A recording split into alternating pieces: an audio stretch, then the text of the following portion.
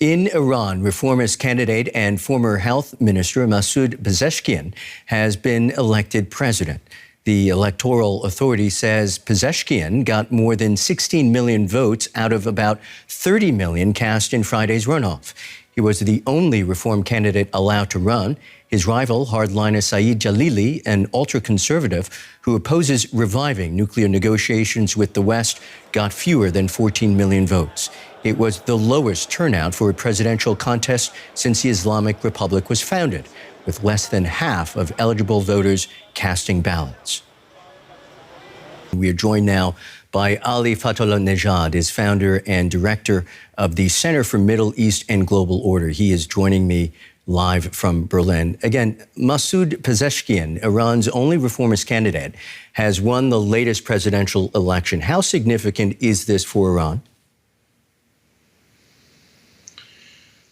I think, first of all, we have to note the fact that a majority of Iranians did not participate in this round of elections. In the first round, the official rate that was announced was 40%. This time around, almost 50%. And again, those are official figures, so one has to be careful a bit.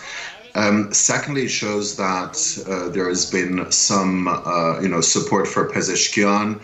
That could be interpreted as a kind of protest vote against power centers of Iran. The supreme leader and the RGC and Saeed Jalili, his contender, was basically a reincarnation of this hardline stance within the center of power in Iran. And potentially some, very thin social base of the reformists also casted a ballot for him. So this explains why he has won. You know, people might be curious about what difference a reformist can actually make in Iran, given that the last word, if you will, comes from the nation's conservative supreme leader. Absolutely. There is a lot of confusion in the West when it comes to so-called reformers or reformists within the Islamic Republic of Iran. In most cases, those figures are glorified.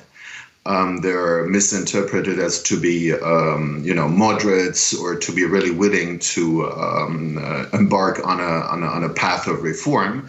Whereas, as you suggest, the power centers are still there and they have not changed. Is the Supreme Leader Ali Khamenei, his so-called office, which is a quasi-parallel government plus the Islamic Revolutionary Guard Corps.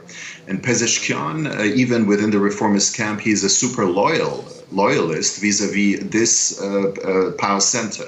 So in other words, whatever he has pledged the Iranian people during the campaign season to bring about is more than questionable, because he's not the one who's deciding, but he will be the one who is implementing any kinds of decisions, be it internally, be it externally, that is decided by the center. So I just want to, I'm so sorry to interrupt you, but I just want to be clear about this. Are you saying that he's effectively a reformist in name only, that he wouldn't actually be in a position to effectuate change on the ground? Yeah, the thing is that we don't have a good understanding what reformism means within the confines of the Islamic Republic. Those reformists, and this is why they've lost a lot of popular legitimacy over the last decade and more, because they've not been looking for ways to really push for change. So, at best, they can be explained as a very loyal opposition, but even the name opposition would not be fitting. So, no, those are not reformists. Those are not reformers according to the sense of the world that we normally would take for granted. Let's talk briefly about external policies. How much of a difference will this make on some key questions for Iran, ranging from nuclear issues to conflicts in the Middle East?